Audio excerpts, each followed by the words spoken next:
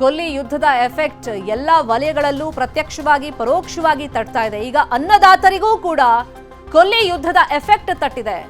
ಮಾರುಕಟ್ಟೆಯಲ್ಲಿ ತರಕಾರಿಗೆ ಡಿಮ್ಯಾಂಡ್ ಇಲ್ಲ. ಗ್ಯಾಸ್ ಸಿಗದೆ ಬಹುತೇಕ ಹೋಟೆಲ್ಗಳು ಬಂದ್ ಆಗಿದೆ. ಮೆನು ಚೇಂಜ್ ಮಾಡಿದ್ದಾರೆ.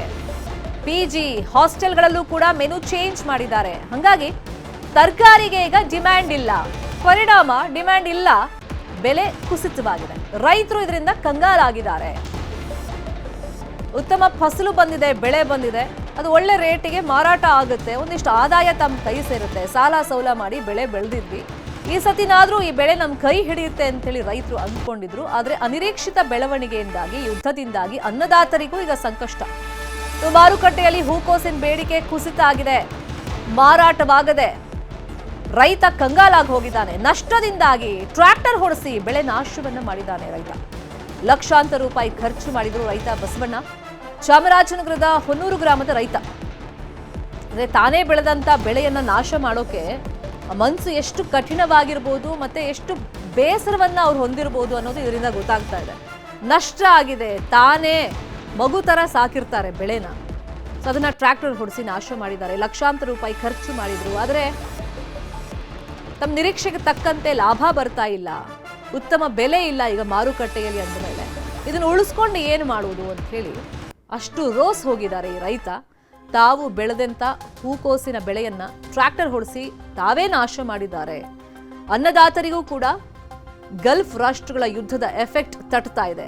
ಮಾರುಕಟ್ಟೆಯಲ್ಲಿ ತರಕಾರಿಗೆ ಡಿಮ್ಯಾಂಡ್ ಇಲ್ಲ, ಹೋಟೆಲ್ಗಳಲ್ಲಿ ಮೆನು ಚೇಂಜ್ ಆಗಿದೆ, ಹಾಗಾಗಿ ತರಕಾರಿನ ಕೇಳೋರಿಲ್ಲ, ಬೆಲೆ ಕುಸಿತವಾಗಿದೆ. ಇದರಿಂದಾಗಿ ತಾವು ಬೆಳೆದಂತ ಬೆಳೆಯನ್ನ ರೈತ ತಾನೇ ನಾಶ ಮಾಡ್ತಾ ಇದ್ದಾನೆ. ಚಾಮರಾಜನಗರದ ಹೊನ್ನೂರು ಗ್ರಾಮದ ರೈತ ಈ ರೀತಿ ಬೆಳೆ ನಾಶ ಮಾಡಿರೋದು.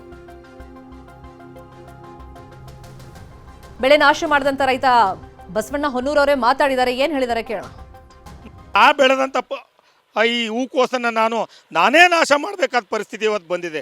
ಕಣ್ಣಲ್ಲಿ ಇವತ್ತು ನೀರು ಬರ್ತಾ ಇಲ್ಲ, ರಕ್ತ ಬರ್ತಾ ಇದೆ ಇವತ್ತು.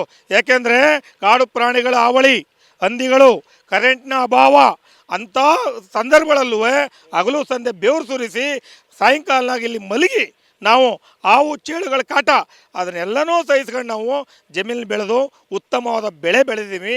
ಆದರೆ ಇವತ್ತು ಯಾರು ಕೇಳದ ಪರಿಸ್ಥಿತಿ ಇದೆ.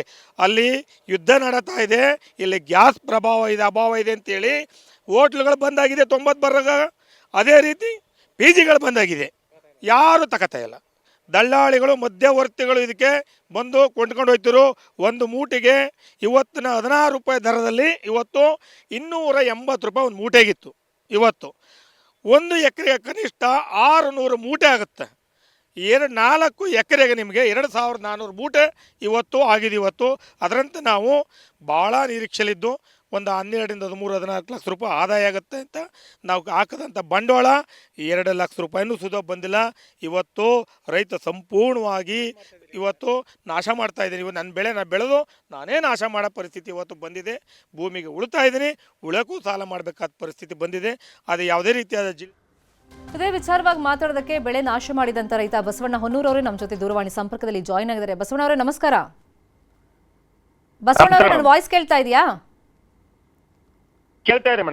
ನಮಸ್ಕಾರ. ನಿಮ್ ನೋವು ನಿಮ್ ಮಾತುಗಳಲ್ಲೇ ಅರ್ಥ ಆಯ್ತು. ಅಂದ್ರೆ ತಾನೇ ಮಗು ತರ ಸಾಕಿರುವಂತ ಬೆಳೆಯನ್ನ ಸರ್ವನಾಶ ಮಾಡ್ಬೇಕು ಅಂತಂದ್ರೆ ಅದು ಎಷ್ಟು ಕಷ್ಟ ಅಂತ ಅರ್ಥ ಆಗುತ್ತೆ. ಈಗ ಎಷ್ಟು ಎಕರೆಯಲ್ಲಿ ಹೂಕೋಸ್ ಬೆಳೆದಿದ್ರಿ ನೀವು? ಮೇಡಮ್, ನಾವು 4 ಎಕರೆ ಹೂಕೋಸ್ ಬೆಳೆದಿದ್ದೀವಿ. ಏನ್ ಯುದ್ಧದ ಎಫೆಕ್ಟ್ ಇಂದಾಡಿ ಏನ್ ಸಿಲಿಂಡರ್ಗಳ ಅಭಾವ ಅಂತ ಹೇಳಿ ಇವತ್ತು ನಮಗೆ ನಮ್ಮ ಹೊಟ್ಟೆ ಮೇಲೆ ಕಣ್ಣೀರು ಬಟ್ಟೆ ಹಾಕೋ ಪರಿಸ್ಥಿತಿ ಮಾಡ್ಬಿಟ್ಟಿದೆ ಸರ್ಕಾರಗಳು.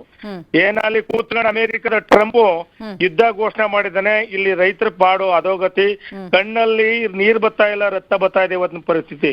ಯಾಕೆಂದ್ರೆ ನಾವು ಮಗು ಸಾಕಿದೀವಿ ನಾವು ಫಸಲ್ನ. ಏನಾಗಿದೆ ಅಂದ್ರೆ ನೈಟು ಸಾಯಂಕಾಲನಾಗ ಚೇಳು, ಹಾವು, ಪ್ರಾಣಿಗಳ ಕಾಟ, ಮತ್ತೆ ಹಗಲ ಟೈಮ್ ಬಂತು ಅಂದ್ರೆ ಕರೆಂಟ್ ವಿದ್ಯುತ್ ಅಭಾವ. ಅಂತ ಸಂದರ್ಭಗಳಲ್ಲೂ ನಾವು ಮಗು ಸಾಕಿ ನಮ್ಮ ಮಗುನ ನಾವೇ ಕೊಲ್ಬೇಕಾದ ಪರಿಸ್ಥಿತಿ ಇವತ್ತು ಈ ರಾಜ್ಯ ಸರ್ಕಾರ ಮತ್ತು ಈ ಟ್ರಂಪ್ ಏನ್ ಅವಿವೇಕಿ ಟ್ರಂಪ್ ಇದ್ದಾನೆ ಇವತ್ತು ನಮ್ಮ ರೈತರ ಪಾಡು ಅಧೋಗತಿಯಾಗಿದೆ ಇವತ್ತಿನ ಪರಿಸ್ಥಿತಿ. 4 ಎಕರೆ ಫಸಲಿ ನಮಗೆ ಸುಮಾರು 2 ಲಕ್ಷ ರೂಪಾಯಿ ನಾವು ಖರ್ಚು ಮಾಡಿದೀವಿ. 2 ಲಕ್ಷ ರೂಪಾಯಿಲಿ ನಮಗೆ ಇವತ್ತಿನ ಆದಾಯ ನಾವು 10 ರಿಂದ 12 ಲಕ್ಷ ರೂಪಾಯಿ ಆದಾಯ ನಿರೀಕ್ಷೆ ಪಟ್ಟಿದ್ದು ನಾವು ಇವತ್ತು. ಯಾಕಂದ್ರೆ ಇವತ್ತು 16 ರೂಪಾಯಿ 18 ರೂಪಾಯಿ ರೈಟ್ ಇದೆ ಒಂದು ಕೆಜಿಗೆ. ನಮ್ಗೆ 300 ರೂಪಾಯಿ ಒಂದ್ ಮೂಟೆಗೆ ಹಾಕ್ತಿದ್ರು. ಆದ್ರೆ ಇವತ್ತು 2,000 ಮೂಟೆ ಆಗಬೇಕಾದ ಇವತ್ತು ನಮ್ಮ 4 ಎಕರೆ ಫಸಲಿ ನಮಗೆ ಕನಿಷ್ಠ ಒಂದು 50-60 ಸಾವಿರ ರೂಪಾಯಿ ಸಿಕ್ಕದ್ ಬಾರಿ ಕಷ್ಟ ಇದೆ. ದಳ್ಳಾಳಿಗಳು ಕೇಳಿದ್ರೆ ಏನಂತ ಇದಾರೆ ಅವರು ಅಂದ್ರೆ, ನಾವು ನಿಮ್ಮ ಐಟಮ್ ನಾವು ಸಾಕ್ಸಕ್ ಆಯ್ತಾ ಇಲ್ಲ, ನಾವು ಯಾವ್ದೇ ರೀತಿಯಾದ ನಮ್ಮ ಕೊಂಡ್ಕೊಳ್ಳೋರೇ ಇಲ್ಲ ಅಂತ ಹೇಳ್ತಾ ಇದಾರೆ. ಇದು ನಮ್ಮ ರೈತರ ಪಾಡು ಮೇಡಮ್ ಇವತ್ತು. ಯಾಕಂದ್ರೆ ರೈತರ ಪಾಡು ರಾಜ್ಯ ಸಾಲ ಏನಾದ್ರು ಮಾಡಿದ್ರಾ? ನಾವು ಚಿನ್ನಪನ್ನ ಅಡವು ಇಟ್ಬಿಟ್ಟೆ ರೈತರು ಏನ್ ಶ್ರೀಮಂತರಲ್ಲ ಮೇಡಮ್. ಇಡೀ ದೇಶದಲ್ಲಿ ರೈತರು ಯಾರು ಶ್ರೀಮಂತರಲ್ಲ. ನಾವು ಚಿನ್ನಪನ್ನ ಮತ್ತು ಬಡ್ಡಿಗೆ ಸಾಲ ಇಸ್ಕೊಂಬಂದು ಇವತ್ತು ನಾವು 1-2 ಲಕ್ಷ ರೂಪಾಯಿ ಬಂಡವಾಳ ಹಾಕಿದೀವಿ. ಮತ್ತೆ ಅದು ಉಳಿಸ್ಬೇಕು ಅಂದ್ರೆ ಮತ್ತೆ 10,000 ರೂಪಾಯಿ ನಾವು ಸಾಲ ಹಾಕ್ಬೇಕು. ನಾವು ಮತ್ತೆ ಫಸಲು ಬೆಳೆಬೇಕು ಅಂದ್ರೆ ಮತ್ತೆ ಸಾಲ ಮಾಡ್ಬೇಕು. ರೈತ ಆತ್ಮಹತ್ಯೆ ಮಾಡ್ಕೊಳ್ಳೋದು ಇನ್ನೇನ್ ನಮಗ್ ಮಾಡ್ತಾನೆ? ಈಗಿನ ಪರಿಸ್ಥಿತಿಯಲ್ಲಿ ರೈತ ಮುಂದುವರಿಯಕ್ ಸಾಧ್ಯ ಆಗದ ಪರಿಸ್ಥಿತಿ ಇವತ್ತು ನಮ್ಮ ಪರಿಸ್ಥಿತಿ ಆಗಿದೆ. ಮತ್ತು ರಾಜ್ಯ ಸರ್ಕಾರ ಮಾತಾಡ್ತಾ ಇಲ್ಲ, ಜಿಲ್ಲಾಡಳಿತನು ಮಾತಾಡ್ತಾರೆ. ಎಲ್ಲ ಸೊತ್ತೋಗಿದ್ದಾರೆ ರೈತರ ಪಾಲ್ಗೆ. ಏನಿ ಅವಿವೇಕಿಗಳು ಇವರು IPL ಟಿಕೆಟ್ ಕೊಡಿ ಅಂತ ಕೇಳ್ತಾ ಇದಾರೆ. ನಮ್ ರೈತರ ಈಗ ಪರಿಸ್ಥಿತಿ ಅಧೋಗತಿ ಆಯ್ತಾ ಇದೆ. ಇವ್ರಿಗೆ ಏನು ಅರ್ಥನೇ ಆಯ್ತಾ ಇಲ್ಲ. ಇವರು ಈ ಪರಿಸ್ಥಿತಿ ನಮ್ಮ ರಾಜಕಾರಣಿಗಳು ತಂದ್ಬಿಟ್ಟಿದ್ದಾರೆ ಮೇಡಮ್ ಇವತ್ತು. ಜೊತೆಗೇಡ್ಬೇಡಿ, ಆತ್ಮಹತ್ಯೆ ಮಾತೆಲ್ಲ ಹೇಳ್ತಾ ಇದ್ರಿ ಅಂತ ಯೋಚನೆನೂ ಮಾಡ್ಬೇಡಿ. ಯಾರ್ ಕೈ ಬಿಟ್ರು ಭೂಮಿ ತಾಯಿ ಕೈ ಬಿಡಲ್ಲಂತೆ. ಪರಿಸ್ಥಿತಿ ಏನಾಗಿದೆ ಇಲ್ಲ ಮೇಡಮ್, ಈಗ ಪರಿಸ್ಥಿತಿ ಏನಾಗಿದೆ ಅಂದ್ರೆ ಇವಾಗ ಬೇಸಿಗೆ ಮಳೆ ಇಲ್ಲ, ಬೆಳೆನೂ ಇಲ್ಲ ಅಂತಂದಾಗ ಪರಿಸ್ಥಿತಿ ಬಂದಾಗ ರೈತರು 1 ಸಲ ಸಾಲ ತರ್ಬೋದು, 2 ಸಲ ಸಾಲ ತರ್ಬೋದು, 3ನೇ ಸಲ ಕೊಡೋರು ಕೊಡದಾಗೈತಾರ ನಮ್ಗೆ. ಯಾಕಂದ್ರೆ ನೀವ್ ಮೊದಲ ಸಾಲನೇ ತೀರಿಲ್ಲ, ಇನ್ಯಾವ ಸಾಲ ಕೊಡ್ಲಿ, ನಿಮ್ಗೆ ಯಾವ ನಂಬಿಕೆ ಮೇಲೆ ಸಾಲ ಕೊಡ್ಲಿ ಅಂತಾರೆ. ಈ ಬ್ಯಾಂಕ್ ಗಳಿಗೆ ಹೋದ್ರೆ ನಿಮ್ಗೆ 150 ಡಾಕ್ಯುಮೆಂಟ್ ಕೇಳ್ತಾರೆ. ನಾವ್ ಎಲ್ಲಿ ಕೊಡೋಣ ಮೇಡಮ್ ನಾವು ರೈತರು? ಈ ಪರಿಸ್ಥಿತಿ ನಾವು ಬಂದಿದ್ದೀವಿ ಇವತ್ತು. ಸೊ ಈಗ ಈ ಹೂಕೋಸ್ ಬೆಳೆ ನಾಶ ಮಾಡ್ತಿದ್ದೀರಾ, ನೆಕ್ಸ್ಟ್ ಏನ್ ಬೆಳೆ ಬೆಳಿಬೇಕು ಅಂತ ಪ್ಲಾನ್ ಮಾಡ್ಕೊಂಡಿದ್ದೀರಾ ಅಲ್ಲಿ? ಈಗ ಹೂಕೋಸು ನಾಶ ಮಾಡ್ತಾ ಇದೀವಿ. ನೆನ್ನೆ ಮತ್ತು ಡ್ರಿಲ್ ಹೊಡೆಸ್ತಾ ಇದೀವಿ ಇವತ್ತು. ಇನ್ನು ಏನು ಆಲೋಚನೆ ಇಲ್ಲ. ಮಳೆ ಬೀಳ್ಬೇಕು, ಮಳೆ ಬೀಳದೆ ನಾವೇನು ಫಸಲಾಕಕ್ ಆಗಲ್ಲ. ಆದ್ರೆ ನಾವು ಸಾಲ ಮಾಡ್ಬೇಕು, ಕೇಳ್ಬೇಕು, ಮುಂದಕ್ಕೆ ಏನ್ ಮಾಡ್ಬೇಕು ಅಂತ ಗೊತ್ತಾಗದೆ ಪರಿಸ್ಥಿತಿಲಿ ನಾವು ಇವತ್ತು ಹಣಕಾಸು ನಮ್ ಕೈಲಿ ಇಲ್ದ ಪರಿಸ್ಥಿತಿ ಇರೋದ್ರಿಂದ ಕೈ ಚೆಲ್ ಕೂತಿರೋ ಪರಿಸ್ಥಿತಿ ಇವತ್ತು ನಮ್ಗೆ ಆಗಿದೆ ಇವತ್ತು ನಮ್ಗೆ. ಸರಿ, ನಾವು ಸುದ್ದಿ ಪ್ರಸಾರ ಮಾಡಿದೀವಿ, ಸರ್ಕಾರದ ಗಮನಕ್ಕೆ ತರ್ತೀವಿ. ನಿಮ್ಗೇನಾದ್ರು ಪರಿಹಾರ ಕೊಡಿಸುವಂತ ನಿಟ್ಟಿನಲ್ಲೂ ಪ್ರಾಮಾಣಿಕ ಪ್ರಯತ್ನವನ್ನ ನ್ಯೂಸ್ 18 ಖಂಡಿತ ಮಾಡುತ್ತೆ. ಥ್ಯಾಂಕ್ ಯು ಬಸವಣ್ಣ ಅವರೇ, ನ್ಯೂಸ್ 18 ಜೊತೆ ಮಾತನಾಡಿದ